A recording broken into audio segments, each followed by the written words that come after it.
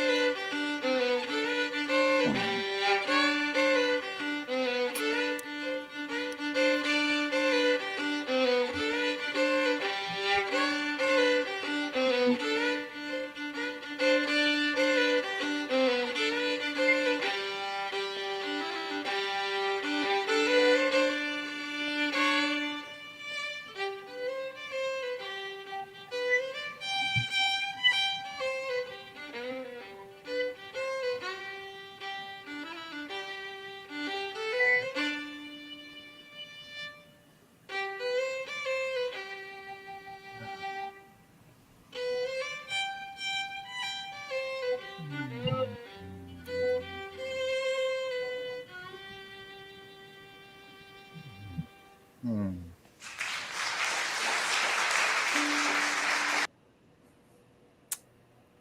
That, of Nice. course, is the amazing Irish violinist, the amazing Kevin Burke. Kevin Burke. And you said that he is based in Portland, didn't you, or in that area? Yes, he's an Irishman who moved to Portland, Oregon. And the joke is that you can't think of a more Irish town. I didn't I mean, realize that. I was never the aware of it. well, the sea I grew up in was not the sea that the people of California grew up in. Let's just put it that way. I mean, I had family that would go out crabbing. We grew up on the Oregon coast, the Washington coast, and they would go out crabbing and they wouldn't come back. So it was, Wouldn't come back. that's right. If you go to Newport Beach, where it was one of the places my father would crab when I was younger, and there are lines of all the names of the people who died and the ships went down. And so Really? it was very much the same culture as an Irish village where you relied heavily on the men that would go out and they would go, the fishermen would go out and sometimes they wouldn't come back. Yeah, it was a very different sea than the sea you have in Redondo Beach. I would say Very so. rocky, very cold, very wintry, very spiritual. But Yeah. it was a different ocean. I grew up in a different It's ocean. making me think of the coast of like Ireland, Scotland, Northern Yeah, England, like that. yeah, exactly. And Very that is like, treacherous, cold waters, currents, rocks. oh yes, yes. Yeah. And so you think about someone like Kevin Burke and you think, oh, he came home. Yeah. He moved all the way to Oregon, Pacific Northwest, excuse me, Yeah. Washington, Oregon, and pretty much wound up in the exact same environment he came from. Oh my. I know a lot of Irish songs were inspired by cases like that, people being lost at sea, people never coming back home.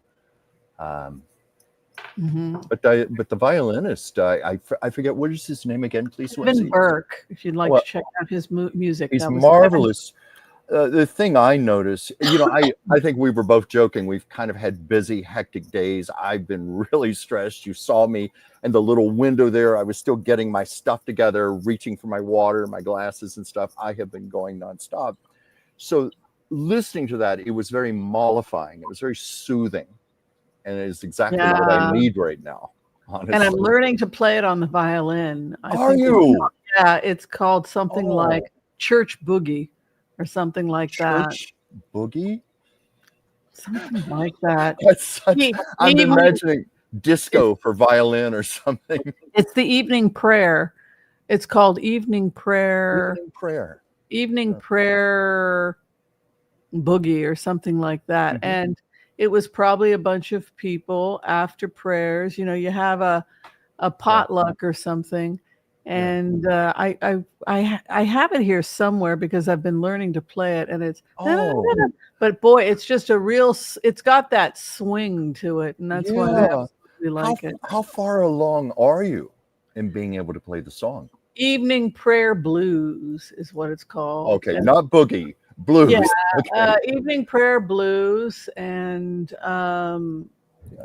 I'm not playing it like Kevin Burke, but Kevin Burke is dearly loved by anyone who's wanting to learn Irish fiddle. Mm. He's a I'd living love, legend.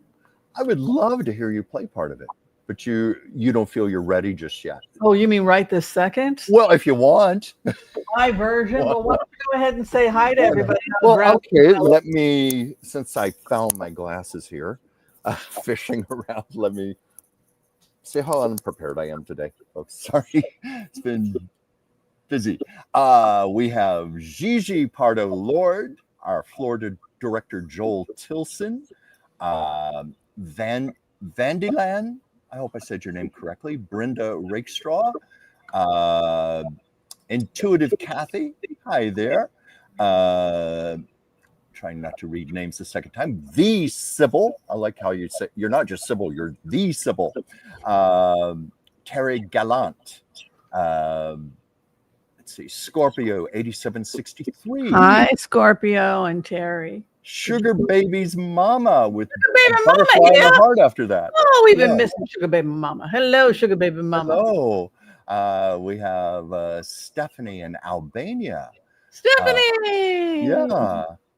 Jeremy Rodney, Tavi, Wendy Burt, the wonderful person who made your fabulous hat. Did you say hi to Van Dillon and Brenda Rakestraw yet? I think I did. Hello.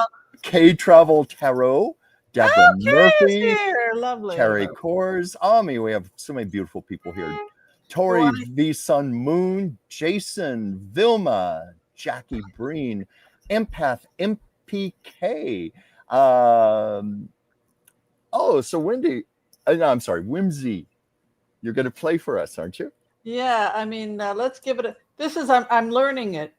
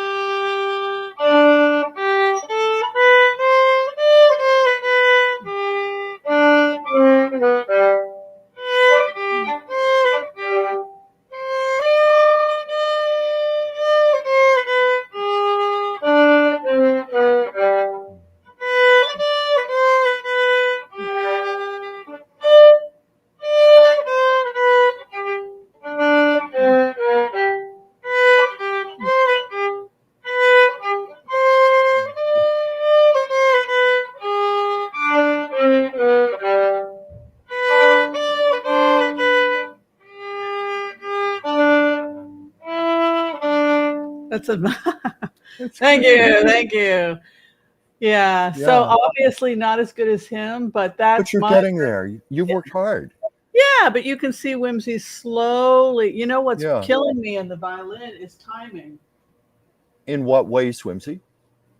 Oh my gosh, there are so many ways to count. If it's in 3/4, if it's a Yeah. dot, if it's 2/4. Anybody else who's a musician here, give me any Hmm. pointers? It's one and a twosie or one and two. I'm like, oh my God, you're driving me crazy. Sounds like And Lawrence Welk.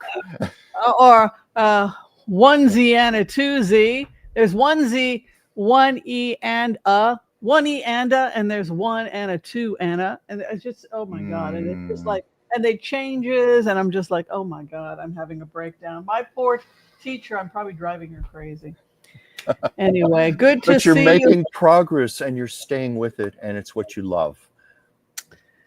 Yeah, And that's well, such a peaceful it keeps me peace. sane. And of course, I'm Yeah. sure many of the audience has a love of a musical instrument or maybe something else that's the arts that you yourself want to pursue. Hmm. Remember, the great part about being alive is that you pursue mastery in something, and the pursuit of mastery in something is metaphysics. It Yes. is the thing that connects us with the divine, is when we intently study to perfect or master something. Did you know that? Hmm. Yes, I did. I know whenever I'm doing artwork, I'm always channeling. When I'm writing, I'm channeling, and I'm receiving even things that I don't entirely understand. A lot of it is going into my subconscious. It's like today I'm going to read a message from Jacqueline Kennedy Onassis Yes. later, not now, later in the show when it's right. But she is a soul that always gives me a sense of peace. She always comes in very motherly, extremely grounded, classic case of grace under fire. She's very good to call upon when one is in a crisis or just feeling anxiety like I felt today. I meant to complete the message last night and I was too tired because I've been doing a lot of work around my home. So I didn't do it until today. But Right. it just, like you with the violin, it just helped to calm me for about 40 minutes or so as I was receiving the message and feeling her energy. That's one of the great gifts of her as a soul. Well, I also think of her as the master because she was a fashion expert. I believe she wrote for who did she write for? Vogue, Mademoiselle, Well, Vanity Fair. She wrote for somebody. I wasn't aware she wrote. I knew she She was a got into press. publishing, and She wa- she win an award and get to go to France to learn fashion? well, she was. I know she was a press photographer. I don't know about her winning an award to go to France to study fashion or write about it. That's something I'm not And familiar she with. was fluent in French. I think Oh, that I know. I knew she yeah, was fluent. I think she won some award, or she was known for fashion. I think she spent time in France. I think she studied fashion, but Yeah. and then she was also she got involved in publishing. Yeah, well, she was an editor, a book editor, the final years of her life. I think for Viking and for Doubleday. I could have that wrong. In fact, when I was trying to publish my own book about I Love Lucy about 20 years ago, we weren't successful because publishers didn't want it because of all the licensing costs and the cost for the photographs and things. But I had an agent named Loretta Barrett in New York who used to work with Jackie. So I was very proud of that, very excited. I never did get to talk to her too much about her, but I do know that Jackie was very fluent in French and I believe in Spanish also. She used to take French books and translate them for her husband, John Kennedy. She would do it by hand. She Amazing was woman. a brilliant woman, extremely intelligent. I think it would take me hours to look as good as her. You know, like I put a little makeup on. Mhm. I want to look fly for the audience, as You they look say. But fabulous, Whimsy. oh, thank you. But I think Yeah. the energy, she took it to another level. You know, us ladies, we can spend 10, 15 minutes on our face, but she was really the, I think it Yeah. would take hours to, I mean, like, I don't know if I have the time or the energy to look that good. Well, I'm sure she had help also. She had a whole staff of people helping her along. She also had, I believe it was Ola Cassini, designing exclusively for her. There was That a helped. wonderful story when she had just given birth to John Kennedy Jr., and she was in the hospital, and her husband had been elected president. She was interviewing fashion designers, to help put a look together as first lady. And it was Ola Cassini who came and said, my advice to you, whether you choose me or another designer, you choose only one designer and have that one designer create a look that's all your own, that makes you look like no other woman in the world. Hence the pillbox hats, the A-line dresses, all of that was created for her. And then, of course, it set off a fashion craze throughout the country and throughout the world. But she was the first to wear them. Yes, Yeah. those pillbox hats that looked like crowns. She wanted to wear a crown, so she got her crown. Well, So Joel Tilson writes, was the demolition of East Wing a symbolic gesture of power for Trump? Do you think something look, is our great country finished? Did the founding fathers and mothers fail? Have we failed America? Have we failed? Has a criminal taken hold of the White House? He's demolishing. Because didn't they say that to Grant? Isn't Grant the one who he was dancing, had his leg went through the floor, and he and his wife had to go stay in a hotel or something? I didn't hear that. Absolutely ridiculous. We're leaving. And then they had to go stay at a hotel because they were dancing. His foot goes straight through it. And he's like, we're moving out. Was that Grant? I don't know. They had to do was it him that he got a major repair done on the White House? So yeah, well, I mean, we couldn't get anyone to cover it. It was probably post Civil War. They probably didn't have any money, but it was literally falling apart at the seams more than once. Well, more than once, because I know the Trumans had to vacate the White House, I think, for 2 years. Because the house was starting to fall apart, and they had to gut it out from the inside. I've seen pictures where they had to prop up the exterior, almost like a film facade. Then the inside, it was completely gutted out, and it had to be done from top to bottom. And the Trumans had to stay at Blair House for part of his presidency. I'm wondering if I'm confused. I think it was earlier, though. I think it was. It may have been the Trumans, but also prior to that, I think. Well, there have been a number of renovations, but which makes sense that after the Civil War, it would be in a frightful situation. Yeah, they would have to go back and fix everything. I think Teddy Roosevelt made a number of renovations. In fact, I believe, I hope I'm correct with my history here, I think it was Teddy Roosevelt who was responsible for the construction of the East Wing and the West Wing of the White House and the relocation of what is now known as the Oval Office. So this has gone on constantly. I think it's just shocking and disturbing that it's been done so blatantly like this. And what you were saying, I was thinking each part of that, I was going, yes, no, yes, no. Like, is Trump doing this as a display of his power? Absolutely. It's like he's holding up a big middle finger to America saying, I'm going to do any damn thing I want. You can't stop me. And he took a wrecking ball to the whole East Wing of the White House. He did not get the proper permission, go through the proper channels. I was reading something today where he was talking to some architects or some officials in part with this, and apparently he had his lawyers look for loopholes how he could get around this legally, and it was surprisingly easy for him to do. And they even said, Mr. President, it was like midnight, and they said, you want to do it this very minute, you can do it. And that's what he did. But then when you said, is a criminal running the country? Yes. Sherry wrote about what is going on underneath I've done a remote view because I wanted to see what was underneath. And when I went, I found, I think they got an elevator because I went down. It was like 4 floors. There is a bunker, or there was a bunker underneath the East Wing. That must be before. Look, there's a kitchen. I went down and I wound up in the kitchen. Yeah. And when I walk and past the kitchen, there is an area where they store archives. There's an archives. Really? And nobody takes care of it. It's just stuff gets shoved down there, and it's not kept up as well as it should. So if they're asking me as a remote viewer what I saw underneath, below, that's the archives.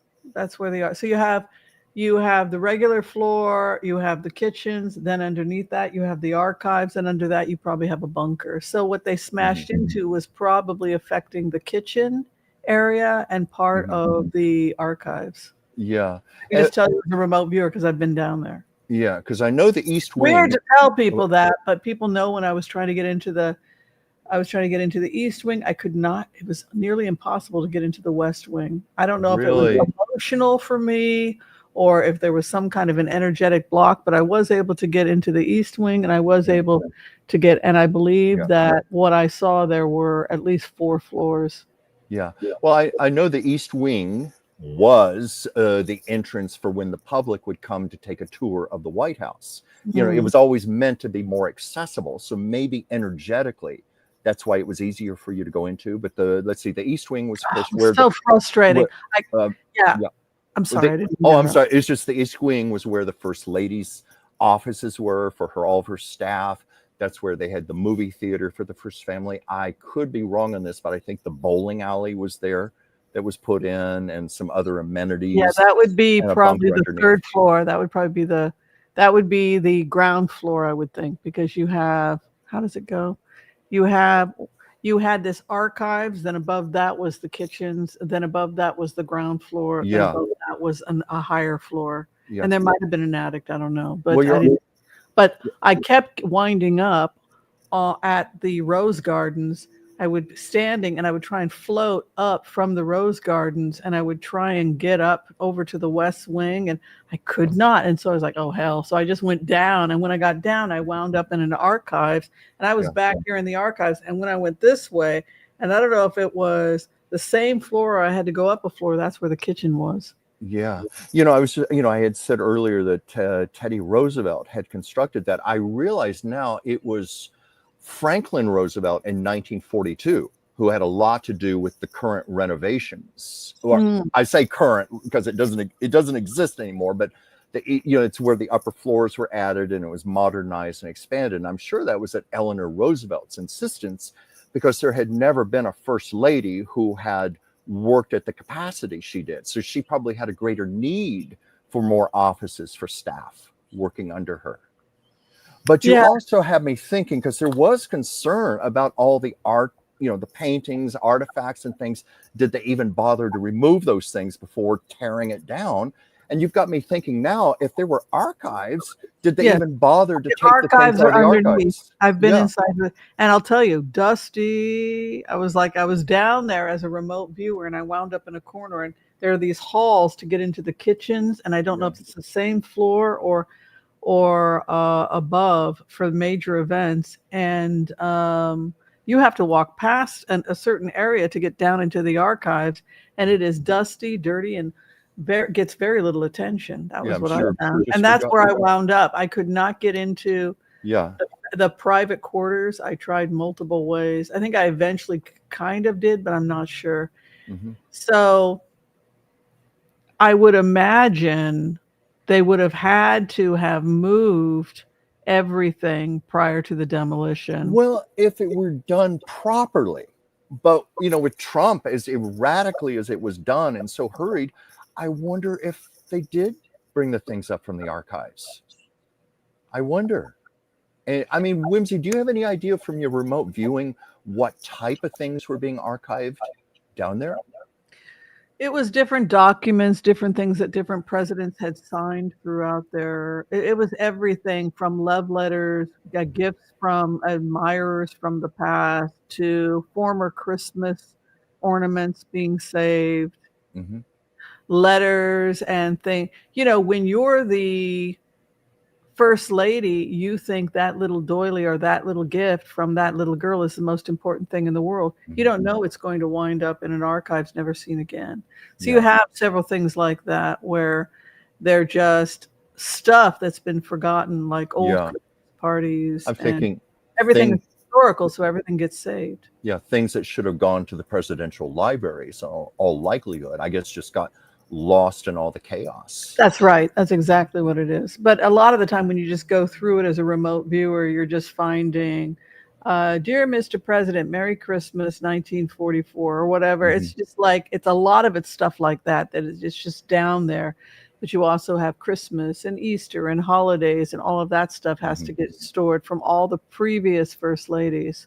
How large was this? It was very wide. I would It was think it would have wide to be. because if you go straight down the hall underneath, it takes you into another area. And I couldn't determine from the remote if I was on the same floor as the kitchen staff and that I shared the same grounds with the kitchen staff. And I think that may be true.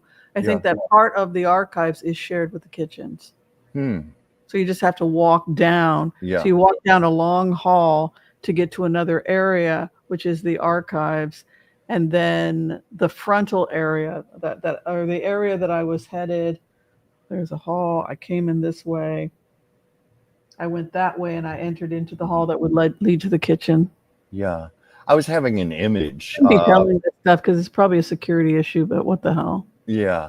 You've seen Citizen Kane, the very end where there's the warehouse with all of those boxes and crates, and it goes on forever and ever. And then you see Rosebud the sled, but it was lost and all of that. That's almost the image I'm getting as you describe the bunker. Just because it doesn't, because what's the purpose of it? You can't really throw away little Tommy's Christmas, dear, daddy come home from the war or whatever. All of these things were preserved, but it's too much stuff so it just gets stored in this archives, these dusty archives where you have to go down there with the first lady. Let's see what kind of Christmas things we can recycle from previous Christmases.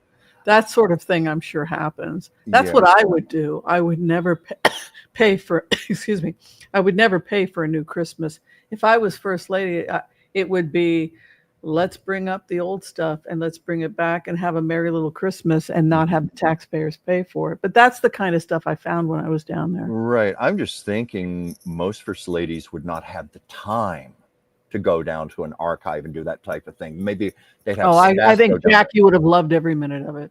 She might have. Well, in fact, when she look at this beautiful little and this, and I think that's lovely. We should. I mean, she knew how to appreciate. Yeah, when she was doing the restoration of the White House, she was trying to track down original pieces, original furnishings, and that's exactly what she was doing. Yeah, I know. So I would think that she would absolutely love that sort of a mission. Yeah. Somehow I don't see Melania down there in the dust and the dirt going through Christmas boxes. She had to do it because she said, fuck the Christmas. Who gives a crap about the Christmas? So we hated every minute of going down and you go down and take a look at what some of the other first ladies having to go down to that archive room and see the various different old trees and old stuff. Can we use any of this stuff? I'm sure she went down there. Yeah, I'm sure. Sounds very unpleasant. Yeah, but it's my understanding that part of this new ballroom, which is going to be twice the size of the White House itself, they're going to put a far more modern bunker underneath that. It's going to go down several levels. It'll be fully equipped. They're putting a new bunker in? Well, that's what I've been reading. That's certainly what is rumored. Well, that makes sense because the bunker is under the archives. That's because when I found it's several under the archives. Yeah, that would make perfect sense. And I think archives is 4 down or something. Yeah, seeing how they've already had one under the East Wing, but as you've already described it, it's just archaic and a mess. The plan would be, since they're going to be building from scratch anyway, is to go down and do that. But I also wonder, because that type of thing they like to do in secrecy, and that's going to be next to impossible. With drones overhead and satellite imagery, and we're already seeing photographs of the East Wing, all of how it's all been torn down now. Today on the news, I saw before and after pictures of just. It's so weird because I've energetically been exactly where they put the ball is where I walked in and went down. But archives! I saw gray, the old-fashioned gray. What are those things called? Not cupboards. Where you put things. Lockers, bins. Where do you put files? Filing cabinets. Filing cabinets. Okay. I need to have Joel in my ear when I lose I swear. Yeah. So I was seeing old 1960s and 1950s cabinets that actually had stuff in it. And probably are from that era. I'm thinking Yeah. since a lot of that was constructed around 1942, obviously they would have started in the late 30s, early 40s. I'm sure that's where That's exactly what they're it looked from that like. era. Yeah. It looked like old military Yeah, like Navy pre-World War II is what I'm seeing. Yeah. cabinets that went all the way up that you opened and you went through, and it was various different things that had been preserved, like letters from people, things of that nature. Yeah. Yeah. I mean, I would have been fascinated to have gone down there. I don't, obviously it was never open to the public. Then you're going to have to go around. I know exactly what to do because you have a whole group of files. You have to go around into the other section to look at holidays because I have a whole section there for holidays. Makes sense. Makes sense. You know, That's seeing what now I'm saying. that's a big deal at the White House. You know, the Easter egg. Oh, and plants on the they front do have lawn, they have Christmas. and they have a Thanksgiving. thing to go down to the nuclear. There is a nuclear. Should I be telling people this stuff? But there's a thing that says like has a nuclear sign to protect yourself. So there is an exit from there to go further down.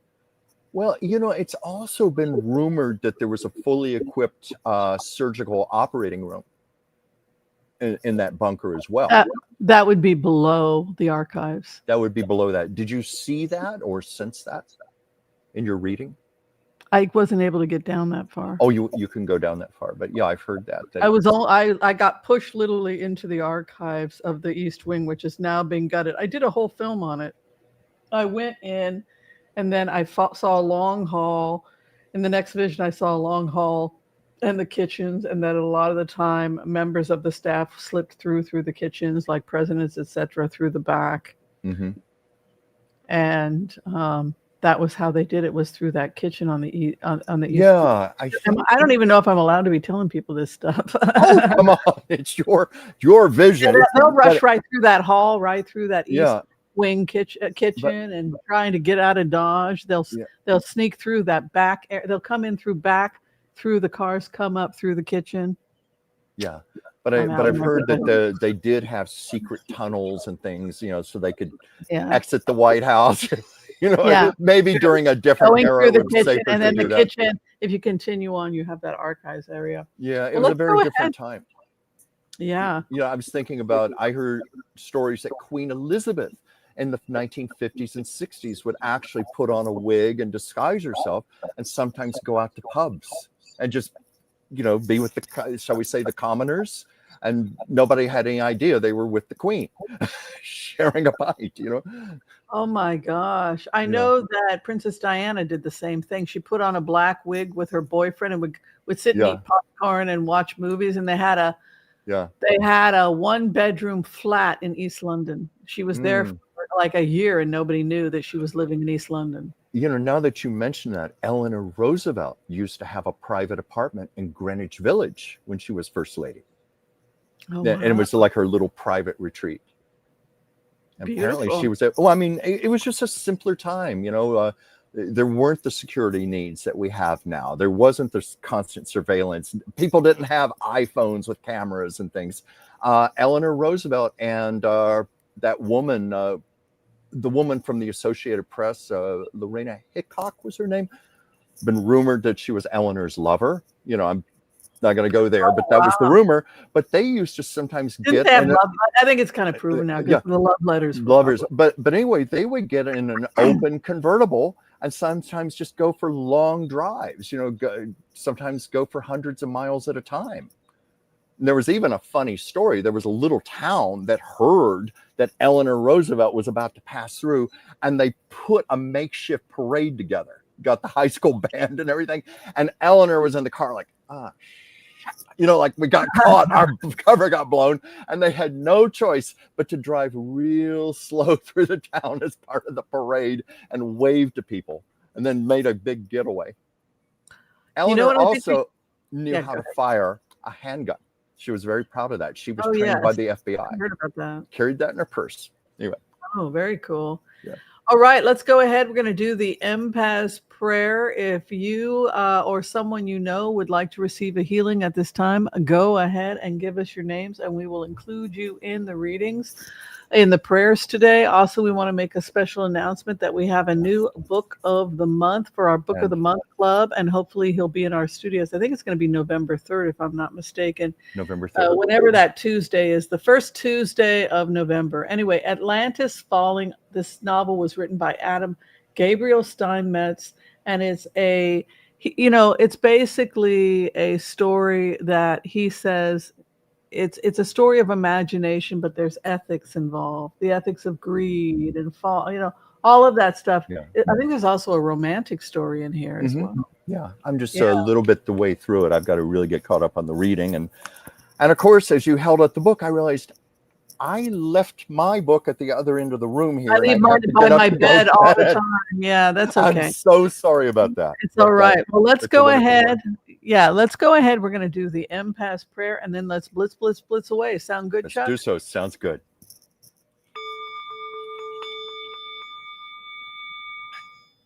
Okay. I want to call on white light protection for myself and this community as we ask permission from Spirit to access the Akashic records. We call on our spirit guides and our good angels to be with us. Please give us the clarity and the wisdom that is needed to empower all of us on our journeys to make the best decisions for ourselves, our families, the planet, the people we love, but also to help those that we may have strife with. And together collectively as a community, we say, Amen. And for those of you today who are requesting a healing, we come together at this time and we pray. We pray that you and those you love receive a perfect healing in mind, body, and in spirit. And together again, collectively, we say, Amen, Amen, Amen. Amen. May all souls be healed. May all souls be healed. So, Chuck, with all this talk about the White House and the First Ladies and how things have changed, I'm just wondering, what would Jackie Kennedy Onassis, Jacqueline, what would Jacqueline have to say to us? Let me pull we're this. Here right now, because damn, we need some guidance from one of our First Ladies. When we were talking about the violin music, Jacqueline, I call her Jacqueline, and the reason I do that is out of respect. That's like my little homage to her, because she once said to me, I wish people called me Jacqueline. Everybody called me Jackie. I'm okay with that, but I love my real name. And I said, I will call you Jacqueline. So that's why you hear me sometimes jump back and forth.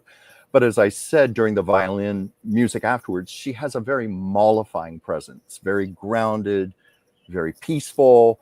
This has not been such a day for me. So I really needed this. I needed to talk to her. And I'm actually seeing there was some wisdom in channeling her at 1:30 this afternoon instead of late last night when I was really tired. And, I've told the story before how she first started coming to me. It was back around 1995 or so. It's about a year after she died. I had a very vivid dream where I ran into her on, I guess it was Fifth Avenue, Park Avenue in New York. And she invited me up to her home, up on one of the upper floors of her building. And we just sat, and it was like you and me. We just started talking and chatting, and we just had the best time together. And when I woke up from the dream, I was actually sad because I wanted it to keep going. I missed her. But I started feeling her presence around me. And this was back in the days before I was consciously doing what I'm doing right now. And I spoke to a psychic friend of mine that I really trusted. And I said, am I imagining this? Am I crazy? Or am I really channeling Jackie Kennedy? And my friend, she got silent for 2 or 3 minutes, came back and said, you're channeling her. You're definitely channeling her. She's telling me right now. And she's saying, Jackie said, she guides me even when I'm not aware. She's guiding me. And she also threw out that she's a big I Love Lucy fan. A lot of people didn't know that about her. She loved Lucille Ball. So anyway, I have a message here. And of course, there's the elephant in the room, what everybody wants to ask her. And this is not what she wanted to talk about. But of course, everybody wants to ask about the East Wing of the White House and the destruction. So she kind of, I don't want to say grudgingly, but she agreed, okay, let's just get it out of the way. I'll talk about it. And then I want to talk about what I really want to talk about today. So let me just find this on my iPad here. Um, let's see. First of all, she was admonishing me a little bit to get calm and turn the volume down on the television so she could talk. So anyway, she said, first of all, I recognize that every one of you would like for me to give some sort of statement or sentiment about what has happened this week to the East Wing of the White House. It is beyond egregious. What more can I possibly say or add to that? Back in the day, I was heavily criticized for what people accused me of trying to redecorate the White House. There could have been nothing further from the truth. Such foolish and insulting frivolity. That would have been sacrilege. What I was trying to do was restore the White House back to its original glory and grandeur. I was famously quoted as saying, "The people's house, by every right, should be the most beautiful in the land. Everything in the White House must have a reason for being there. This is out of respect to history." Well, Mr. Trump clearly has no comprehension of this or cares about how sacred American history is. Of course, this saddens me on personal levels. Deep personal levels as First Lady. The East Wing was an intrinsic part of my life and legacy during Jack's presidency. That is all I wish to say. So let's just leave it at that for now. So that was all she wanted to say about that. And then she went on to say, no, this is the real message here. She said, my original intention was to talk about individual power and purpose. I wish to tell people to find the inner confidence to recognize that every single one of you has a unique voice, meaning, and purposeful destiny to carry out and express. The world would be literally incomplete without your current presence. You could be a school teacher, a janitor, a head of a mighty corporation. This in no way lessens your individual importance.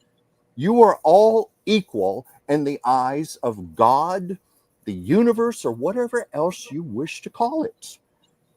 Please get over the notion that you are somehow insignificant or unimportant, or that you do not have anything of measurable significance to contribute. Then she said, yes, Chuck, you are correct. I did say in private before becoming First Lady that I thought I was a dud. The circumstances distressed me greatly as I was being thrust, almost hurled into a public role on a world stage in front of many millions of people that I never wished for or sought. It frightened me enormously.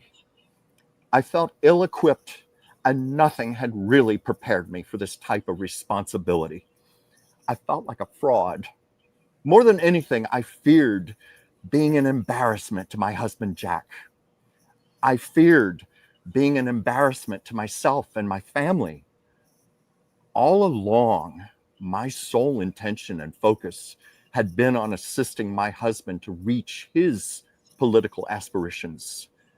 I was not entirely thinking about what this was going to mean for myself, whether I wanted it or not. I was about to become just as famous, influential, and well-known as him. This was never my own aspiration. It truly was not. I stepped into my role with reluctance, but only with the sole intention of being a support system for my husband. I wanted to represent our country and do so with integrity, dignity, and honor. I was never about glorifying my own self, despite what many people have said, what many people may believe. It scared me. This was so very much to be taking on. Plus, I was the mother of two very young children. I had just given birth to John Jr. There were often times I just wanted to be left alone. I needed my solitude to recharge, nourish, and fortify my own self. Sometimes to keep myself grounded, and other times just to keep my sanity. Many times when I was the First Lady, I needed to retreat to a farm in Virginia and ride my horses and be in nature. This is where I found my strength and fortitude to return to Washington and be Mrs. Kennedy. It had been my wish that Jack and I could eventually retire to the country in Virginia. Looking back on this extraordinary and remarkable experience, I recognized that I had divine guidance and assistance. I always had this, even when I was not consciously aware. I can assure you that there were many times that I was absolutely clueless about the hows and whys of my job as the First Lady of the land. Some of you like to use the term fake it until you make it. Well, that applied to me. I feared making a misstep and embarrassing my husband more than anything. This was often on a daily basis. I was under the watchful eye of enormous scrutiny and expected to uphold standards that I did not even know if I fully had or embraced. I never consciously planned to be such a role model and influence on so many people, not just America, but around the world. This genuinely stunned me. In the years leading up to Jack becoming president, I never, ever saw this type of role for myself. Not even when I was a senator's wife or a newly minted member of the illustrious Kennedy family. I simply did not. What unfolded before me was a type of destiny or higher purpose that needed to happen. Perhaps I just had the good sense or even a sense of naivete to get out of my own way and simply allow. My life had a greater, higher purpose that somehow remained oblivious or even invisible to me. I did not begin to grasp hold of this until it actually happened. But dear people, it did happen.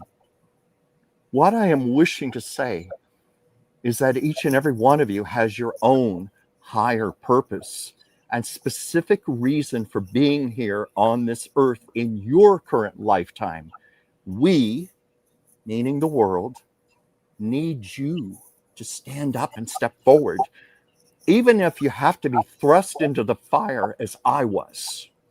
Just because you cannot see or recognize this for yourself does not negate its existence.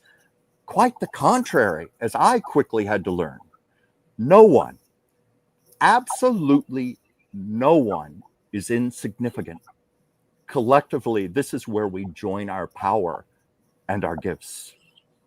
And she finishes this with, I give you my word that it will be glorious and beautiful. You all matter. You are precious and unique all to yourself. Literally, no one else can do or give to the world what you have within. I invite you to explore your untapped potential. I will be cheering you on. That was my message from Jackie. Sorry, it was kind of long, but that's what she wanted to say today. She didn't want to talk about the swing. I would happily spend hours listening to Jackie Kennedy. I love her very much. This is the second message on the show. This was very powerful. My goodness. Well, let's unwrap it. How do you feel about her message, Chuck? Because that well, really you know something.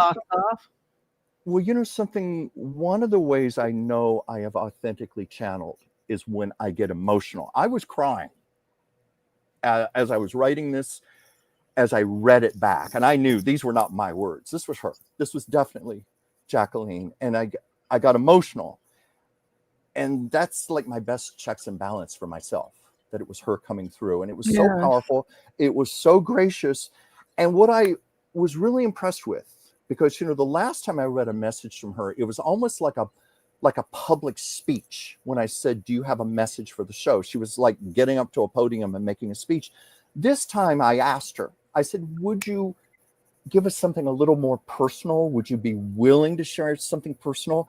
And I was really amazed that she was that vulnerable. You know, she was admitting how scared she was. She was admitting I really like that. She was unsure. You know, like that part, I know she was even acknowledging that's a modern term, fake it until you make it. But she said that's kind of what she was doing.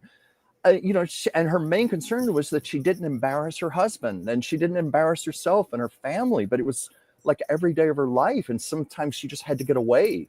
She famously went to that farm in Virginia just to ride her horses, get out of Washington. Like she could only take it in small doses at times. Wow. Chuck, when you channel, do you ever get gossip or is it always advice? I rarely feel like I receive gossip. It feels grounded when I receive information. It feels factual and truth. That felt very real to me. That felt very, very real to me. That kind of, what you're doing is what Carl Jung began to do this. Carl Jung, the psychiatrist, the psychologist, he began to connect through meditation and Buddhist practice. He traveled the world.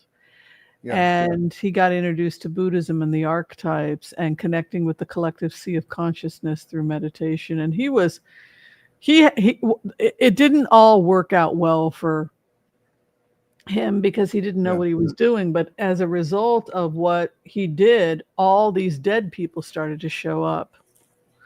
And Freud showed up at his house in Switzerland, and all these ghosts were running around doing things. You have to be very careful to protect yourself. Carl Jung had a serious problem with haunting because he was so open through these meditation practices and so I have come from Jerusalem. I have come forth from Jerusalem. He wrote he heard a lot. It's like, where the hell did this being come from? Literally smashing into his home once he opened that portal, and a voice that everybody could hear. I have come forth from Jerusalem. Okay, this latest person has just come in. Like it became so bad, popping and moving and smashing of. They started smashing his stuff up. They literally at his table, Carl Jung was having dinner. It was a beautiful wooden table. It split in half. There goes the table. Oh my God. And then his children started crying and they're like, Daddy, please stop it. Like whatever you're doing to cause these beings to show up. And he had like former soldiers who had died in Jerusalem, So the phenomenon of channeling, in the case of Carl Jung, he was actually trying to do it, but he didn't realize that he had unpopped a cork that you have to be extraordinarily careful when you do this type of thing. Yeah. So it's definitely this ability to connect with the consciousness or the thoughts of another human being the way that you do. What I loved about it was that I think that she tried to tear down. What I loved about her speaking today is the tearing down of icons. And the last time you and I had been together, one of the last things we agreed in was no more kings, these no more king marches. We can admire her, certainly literally grace under fire. Right? Yeah. I always get humility whenever she comes to me, extreme humility. I have to admit, before I knew anything about her, when I was just a kid, I just thought of her as this very elitist, uppity woman. And once I was talking about that with her, and she said, no, I was just shy. I was shy. And people thought I was being snotty or arrogant. No, that wasn't the case at all. And I believe that about her. No, she's beautiful. She mostly gives me personal advice, and she's very motherly. Very motherly. And that's a lot. This is a new thing for me to ask her to do public statements like this. And, but she's one of the old guard. I have several souls, I've read for on this show, and they're usually ones that I can depend upon. I feel safe with them. I feel like I've got built-in protection with them. The rapport is there. And that always helps when I'm in a pinch, when you say, okay, Chuck, have a message for Thursday, and I've got to pull up something real quick. But I just adore her presence in my life. And I have one other friend who channels her. I think I told this story. You talk about Jackie just giving advice. She was saying, honey, why don't you paint this wall this color as an accent? My friend was like, oh, that'll look terrible. And Jackie said, no, you're going to love it. Trust me, you'll love it. So my friend took a chance, got a gallon of paint, painted the wall, and loved it. And Jackie was going, see, I told you, isn't it beautiful? That's the way she is. Crazy. Just beautiful taste. All right. Joel is switching things up here. Storm Shadow cruise missiles are striking various regions of Russia today. Will Putin make a deal with Ukraine to stop the hostilities? I'm thinking he's paranoid because he knows what's coming, which is that he's going to get taken out. But let's throw some cards and find out. Will he ask Ukraine to stop the hostilities? I'm just doing this. I think Putin is so delusional. He's not. I'm getting a no. He's not going to ask. But as far as cards go, I haven't even started pulling anything here. Let's look at Russia's cards. What's going on with Russia right now? Because he's bankrupted. He doesn't have any more money. We have literally bankrupted this guy. Well, let's see. Woo. The stuff that falls out of my, I just let stuff fall out of my deck, and that's why sometimes if you hear me acting surprised or something, because I always do, I'm sure you do this too, Whimsy, where you just clear the slate and you just look at whatever comes up. And sometimes I'm like, wow, that's what's coming up. But anyway, this probably is not telling us much that we don't know already, but I got despair, denial, shadow, deceit, and there's a lot of restriction, a lot of decisions, and they're fighting for their survival right now. Now, what do you have, Whimsy? Damn, buddy. I feel when I put myself in the shoes of Putin that I am running around trying frantically to get some money. So I'm traveling. I'm talking to my friends. Can I get some money from you? Traveling. Can I get some money from you? And can I get some, holding, who he's going to next? The church. So this is where you go to the mafia church, right? All the mafiosa that propped up the Russian Orthodox Church. You give me a portion of the stuff you've stolen. So the church makes a profit off of every theft, every drug that's sold, every barbiturate, every bit of heroin, everything. I feel so guilty. I want to go to heaven. So I'll just give 10% of the stuff I stole to the church. We go to Ukraine. We steal back the icons from the churches. They pissed on the church. They took all the icons. We're taking them back where they sent it to St. Petersburg, right? So the fact that the church is here, if I'm as fanatical and as crazy as Putin is for money, I'm running around, give me money, give me money, give me money, give me money. I'm desperate. I'm going the next, you got money. Well, we're the church. We always get 10% of the deal, mafioso. Tithing. Yes, you want to go to heaven for all those crimes you committed, you got to give to the Russian church. So the Russian church has been propping up criminal acts because the criminals are the ones giving the money to the church in order to atone for their crimes. So that was how they made their money. Not stop being a criminal. No, because if you stop being a criminal, you're going to stop giving me 10, 20%, right? Yeah. So that's what I uncovered as a remote viewer. I'm like, oh, this is quite an operation they got going. So basically, you're in cahoots with the mafia, protecting them because you're getting part of the loot. So what is Putin going to do now? He's going to the church. He's going to need to give it back. But these were how many billions you got? Well, we got all kinds of money. We got money here. We got money there because all the criminals that have been running Russia for gosh knows how long, they've all given us their money. You need to give it to me. So I'm telling you, Putin is now going after the church. He's going after fast track to heaven. Like ripping out the icons. We can sell off the gold. But what about you being the Messiah of the church, that you were going to hail in the new Russia? Screw that crap. We're just trying to survive. I'm telling you, he's going to start trying to get payment from the church. Isn't that crazy? Well, no more crazy than Donald Trump wondering if he's going to heaven. That never happened. Maybe it happened during the communist revolution. They might have done that. I have a feeling Trump and Putin are going to be cellmates in hell. But anyway, that's another topic. Any feeling? Please go ahead. Oh, no. You were going to say. Is she still in power in China? Any feeling about that? I don't know. I'd have to ask. I don't get that he's lost his power. I do think she's that still in power. She's still in power in China. Okay, I'm getting sort of not quite a yes, but close to it. Like he's diminished. It's diminished power. Yeah, that's what I got. Is that what you're getting? Okay. Yeah. Also heartbreak.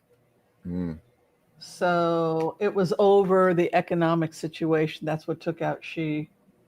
And he tried to consolidate power, and he was dealt a consequence of it.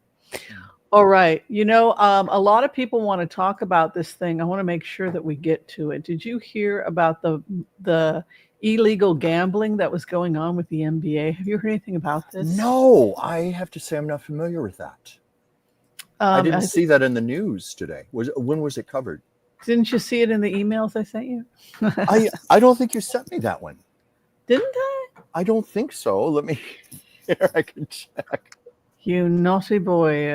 I know. I watched everything you sent me. But yeah, let's see here. I got Trump pardoned the pardoning of Beyonce. Senate passed a failing bill. You didn't send it. Historic White House. I apologize. It was my screw up. I was supposed to do this.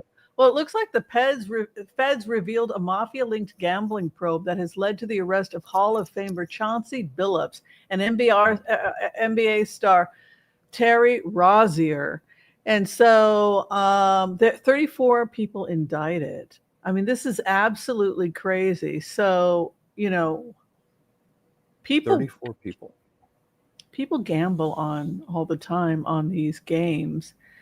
The big problem is that I'm wanting to know if people threw games or if in order to be part of these betting, if they were agreeing to lose games. Those involved in the scheme used rigged card shuffling machines, poker chip trays, and even special contact lenses or eyeglasses that could read pre-marked cards. They were involved in that as well. Yeah, I'm immediately thinking of Pete Rose. Isn't that what got him banned from baseball? He was placing Portland Trailblazers head coach Chauncey Billups is involved. Yeah. I'm concerned anytime you have this kind of corruption. He was arrested at the Orlando hotel, participation in game fixing schemes. You wonder if it also goes into scheming and working against the actual games themselves. But it goes back to that whole idea, no more idols. Like everybody seems to be corrupted. Everything is corrupted. Anytime there's money, there's corruption. Well, it's just being more exposed now. You know, there's more sophisticated means to expose this type of thing. It's gone on forever. Wow. That's a good question. How many players in professional sports teams are involved in the massive arrests by the FBI? How did I not see this in the news today? I apologize. I know. But I always look at the news stories myself in addition to what you sent me. I didn't see anything on this come up. Yeah. Someone just said in the comments that this was the big news story of the day. I'm sorry, folks. I apologize. I dropped the ball too. I sent him the pre-show information and I dropped the ball. I thought I sent it to you and instead I didn't. But let's take a look at that question because it is the main story. It is the main how many players? Okay. Now, that's a specific question. How many players are you with your tarot? You're able to determine numbers, aren't you? I mean, if the cards show me like a 5 of wands or something like that, like a ton of people playing, like that can be an entourage. That can be, you know, that's like an ensemble cast of theater. Yeah. Right. That's how I think about it. But we'll take a look. Oh, I said NBS. It was supposed to be NBA. Yeah. I just noticed because I'm not sure how to quite answer that. That's if you're wanting a specific number. Well, let's see what the cards say. Okay. Who all's involved? Let's take a look. If this goes deeper than what the FBI found out.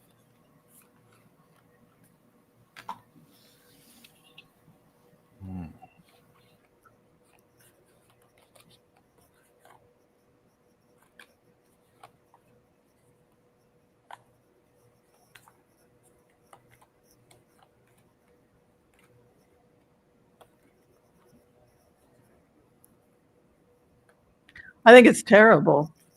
I think it's terrible. I mean, you're basically a thief and a criminal, and you should be treated like a thief and a criminal. Like if this is what's going on, we have them facing actual criminal charges. This is prison. Yeah. Yeah. My cards are not really appropriate for this. I only have 2 cards here. I didn't mean to interrupt you, Whimsy. Yeah, go ahead. Go ahead. I just got the obvious. There's a lot of shame. And there's enormous competition, meaning I get that there's quite a few involved in this. That's about as close as I'm getting from what I'm equipped to do here. But please go on, Whimsy, and I'm sorry if I interrupted you.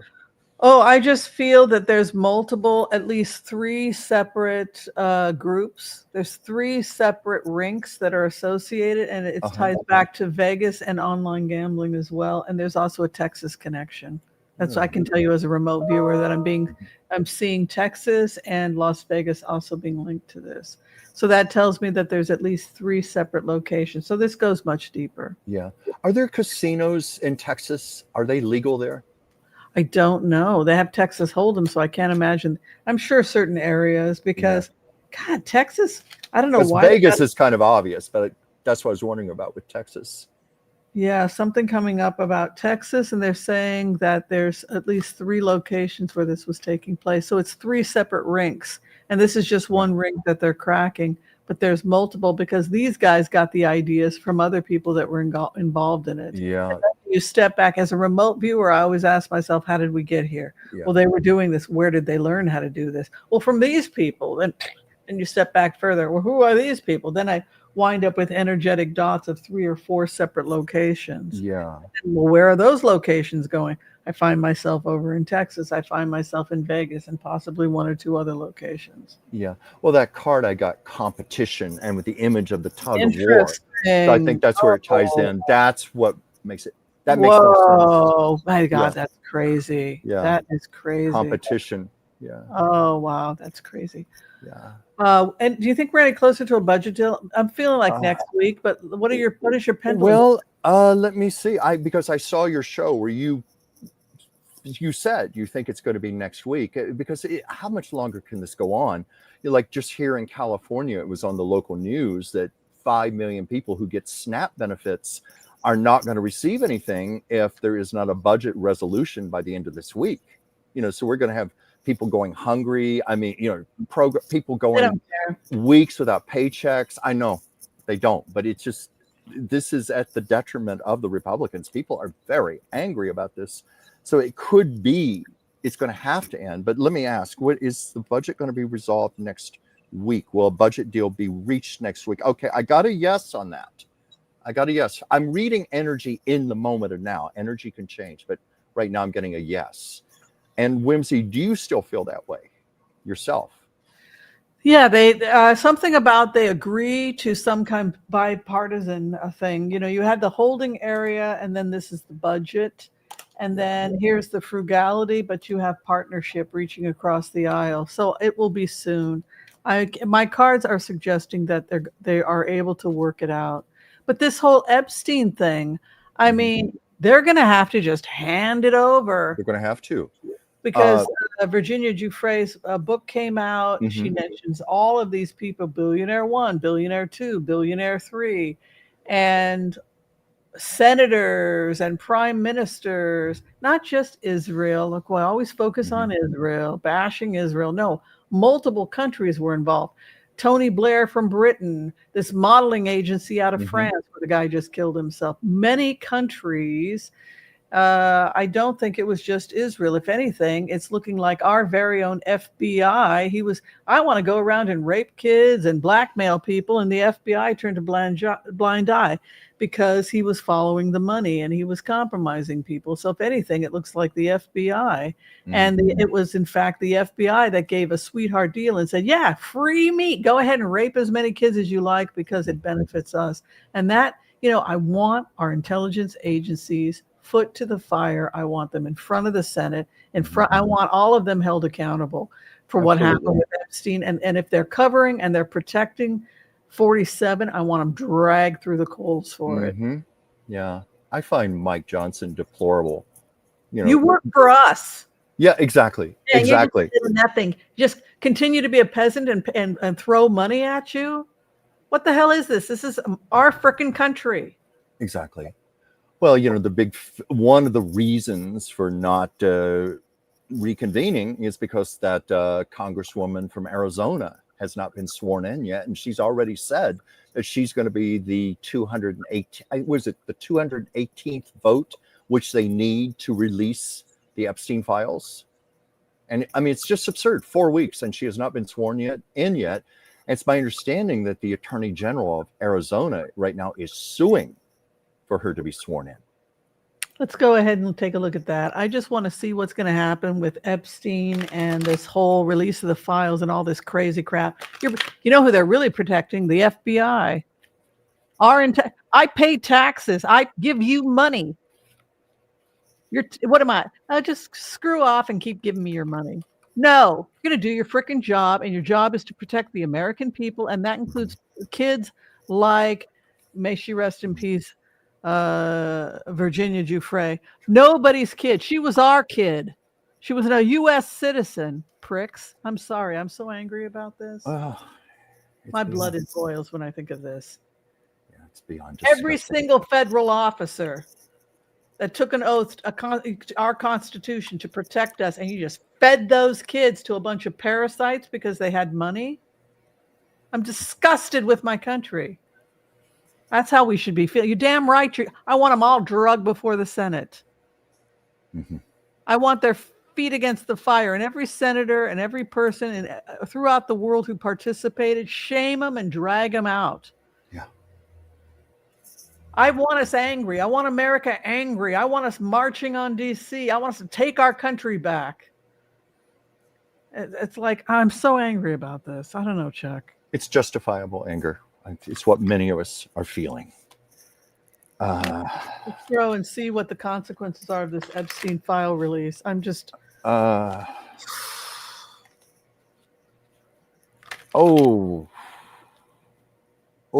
my last card.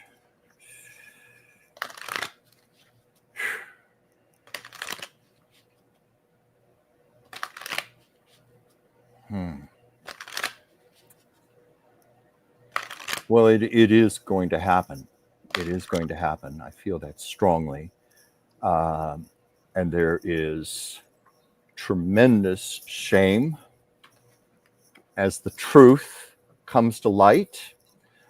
There is going to be discipline. And then I had the death card. A lot of people. This does not mean a literal physical death. It just means death of a lot of careers. I first thought it was suicide. If I was exposed... Well, that's possible. I didn't think about that, Whimsy. You're right. You're absolutely right. But yeah, I got the death card as my last card. And discipline and death as the truth comes out with all the shame. Well, this is why Acosta lost his job, right? Yeah. The guy that was the transportation secretary for Trump under his first administration was also the guy that did the sweetheart deal. Hey, you all raped and beat kids up. Hey, here's $200. Stay out of jail. Yeah. So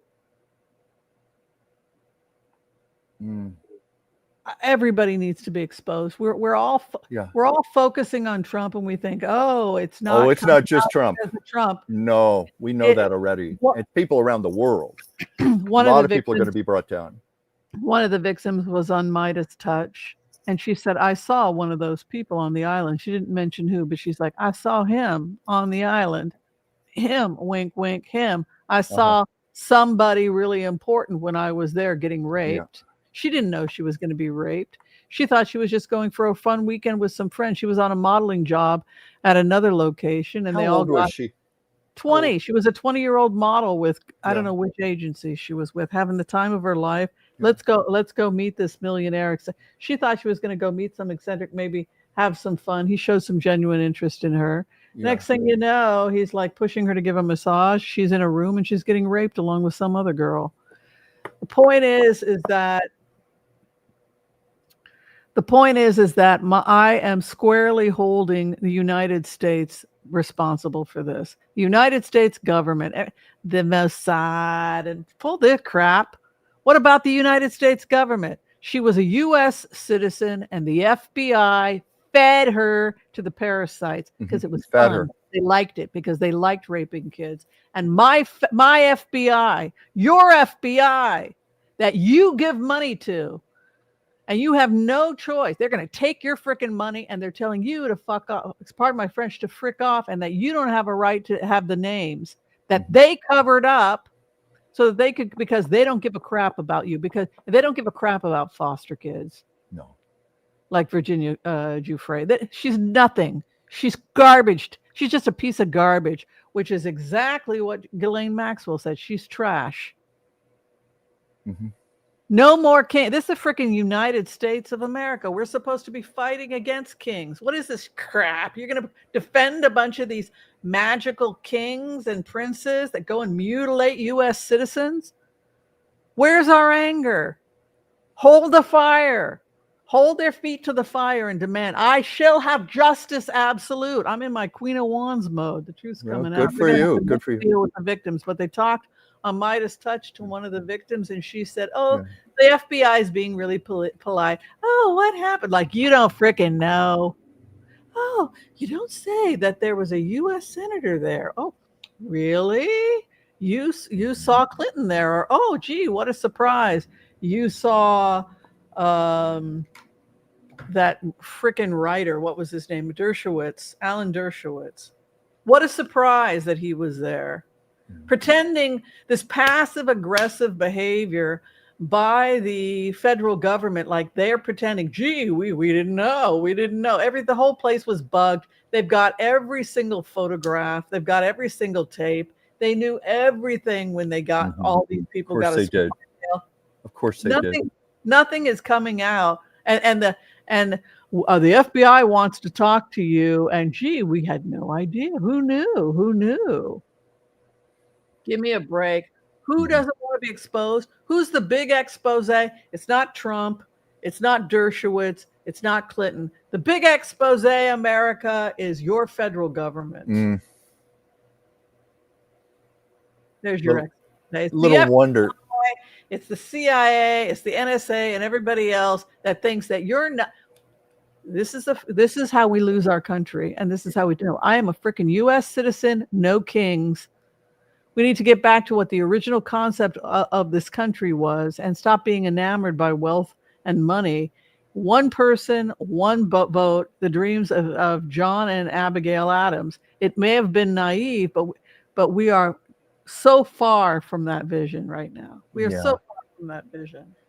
The image I was getting as you were speaking, first of all, I love your anger because I think your anger is speaking for many of us, and people are confirming that. But I was just thinking to myself, this is one of the reasons our government has been working so hard to numb us and desensitize us and to get us somehow used to, to atrocities. Because they're the ones, Who's arch enemy number one? Our government, the FBI. That's the story, America. Yeah, that's why we're being gaslighted. Trump, because they're criminals. The FBI are a bunch of criminals.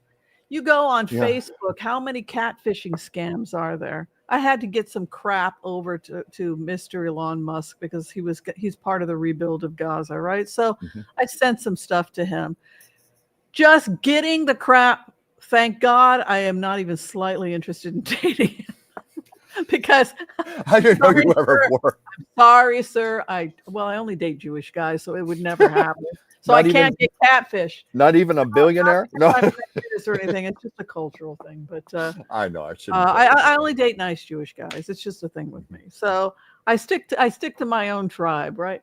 So there's no way I would ever be catfish. But just the fact that all these catfishing, and it was just such a waste of time. And finally, his partner, Siobhan Zillis, I was able to get stuff.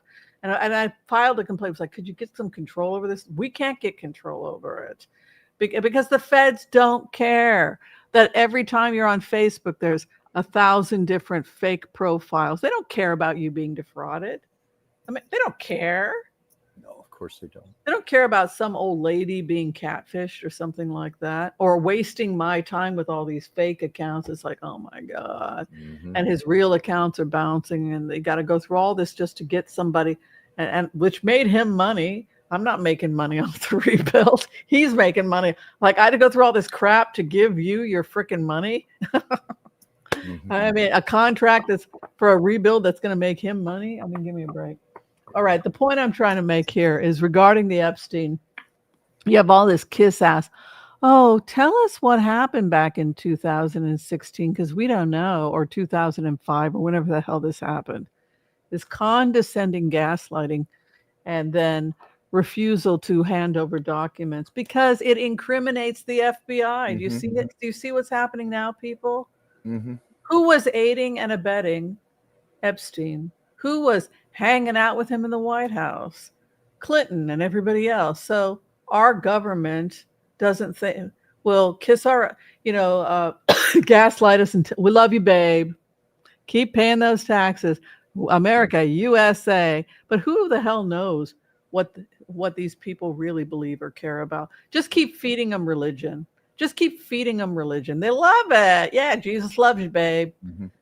Just gaslighting us and doing all these horrible things. It's just really, by the way, the investigation continues. And we will have to, I'm sorry to say, we will have to go against our own intelligence agencies in order to expose it, because the expose names the FBI as an accomplice, basically. God, Whimsy, how do we even go about that? We Our need own surveillance agencies against the FBI. The FBI is so powerful. This is not the first time that the FBI has gotten in trouble. Oh, I know that. If you just read a biography of J. Edgar Hoover, there's all kinds of corruption in the FBI. What happened to so many people that ran afoul of the FBI? Mm-hmm. Mm-hmm. Malcolm X was not particularly protected. He wasn't given security when he needed it. No. When they did everything in their power, they didn't necessarily pull the trigger, but what they did is they denied him basic security so that somebody else would do it. And they did the same thing to I'm thinking Martin Luther King. Martin Luther King, yeah. Yeah. They wouldn't get him security. He requested it. Just let nature take its course. Yeah.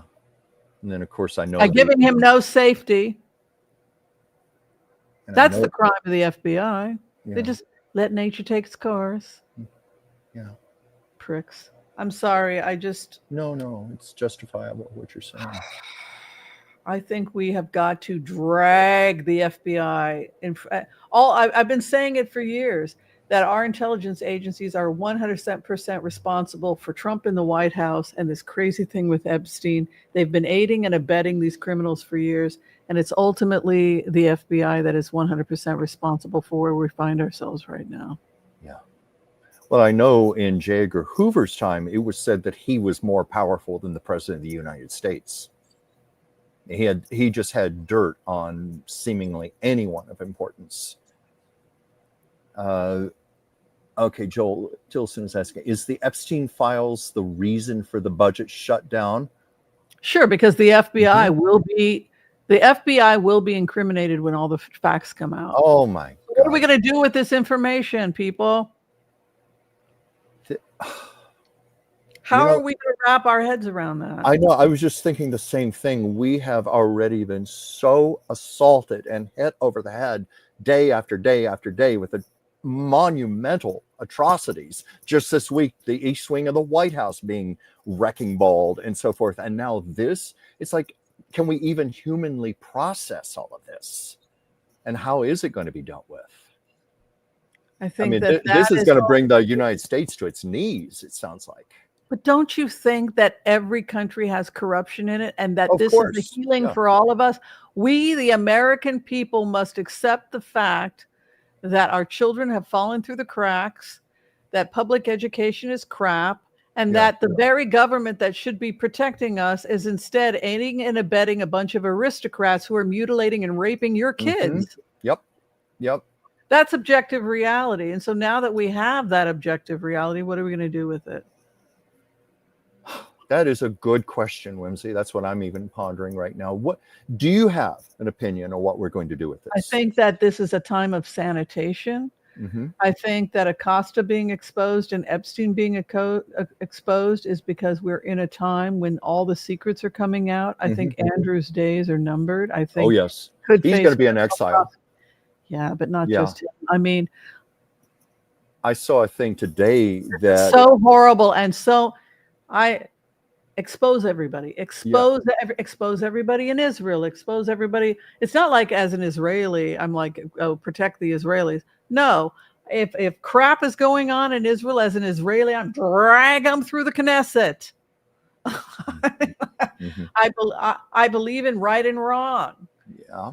And if you think somebody else's kid is inferior or whatever because they're not part of your station or your group, then you're a parasite who doesn't belong in politics. You belong in a prison cell. Yeah. It's like And what if we you're a government employee that's propping this up, you belong in prison too. You certainly don't belong having a job at the FBI. Mhm.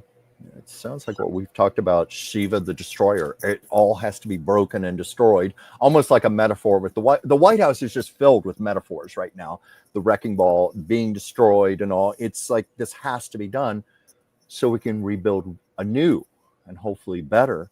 But I was just going to say before you made your comment that it was in the news today that Prince Andrew may be forced to vacate what they call the quote unquote lodge, on the grounds of Windsor Castle. That's why I feel like he and Sarah Ferguson are both probably going to have to go into exile. Oh, yeah, exactly. Yeah, but you were saying you feel there's going to be convictions. Yeah, I think so. Yeah. I think they're talking about people genuinely going to prison because it wasn't just what he did with Virginia Giuffre, it was what he witnessed and then he did not report. That in and of itself is a crime. He's in a lot of trouble. Oh, yeah. Well, that's a big deal to be asked to relinquish your titles. Think about how that's rarely been done in the world. I had a vision of him. He had all of those medals that he literally will have to return his medals. Wouldn't be surprised by that.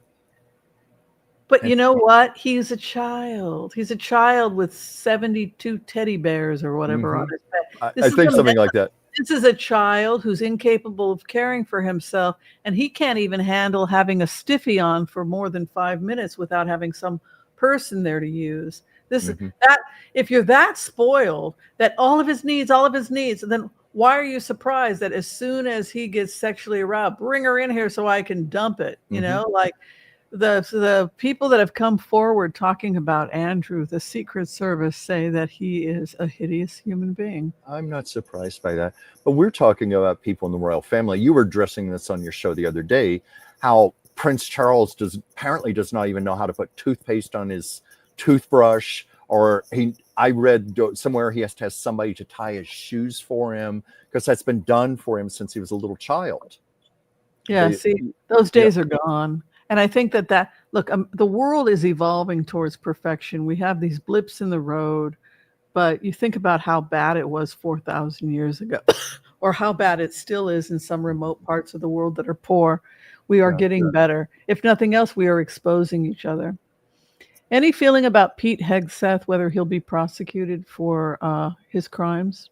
I wish, but whether he will be, I don't know. But it sounds to me from what you have been saying, Whimsy, your predictions like with the FBI and so much being exposed, it sounds like a lot of people are going to be convicted. A lot of people are going to be brought down. Wouldn't you agree with that?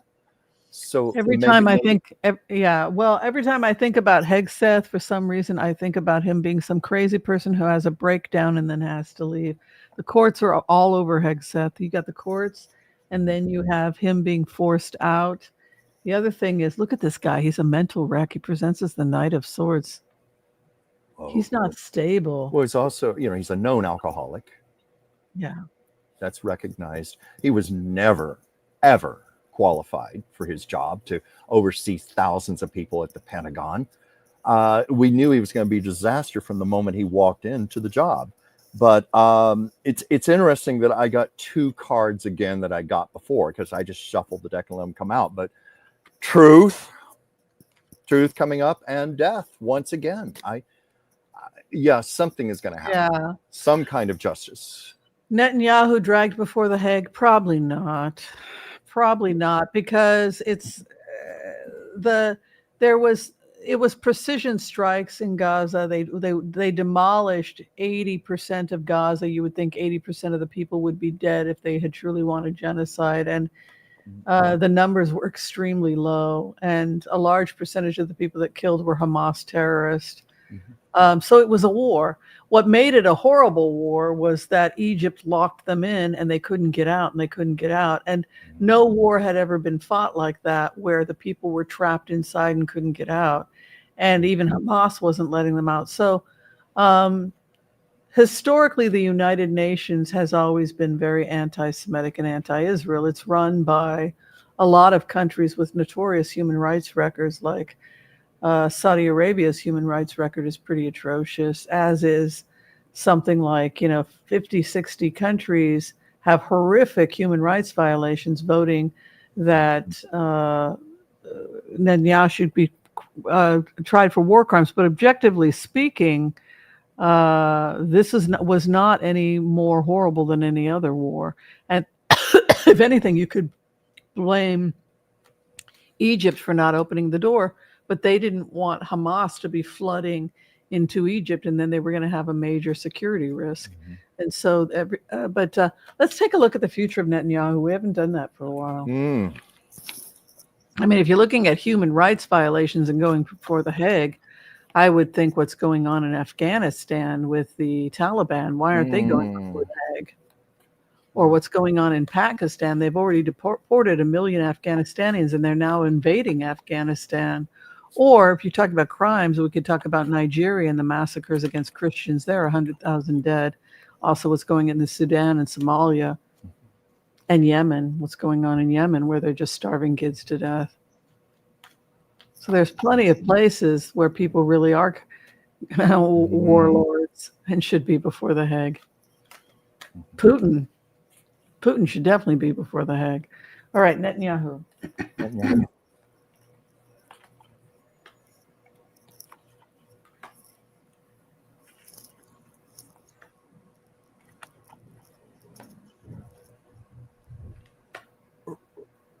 Right off the bat, I think he's going to be gone too. What I've got thus far, there are decisions being made about him. There's despair, a lot of shame. And this comes up again. Death card, death. And afterwards, new beginnings. Meaning he's going to be gone, there will be new beginnings. But I'm getting he's definitely going to be gone. What do you have? Well, he's facing multiple criminal charges for bribery, etc.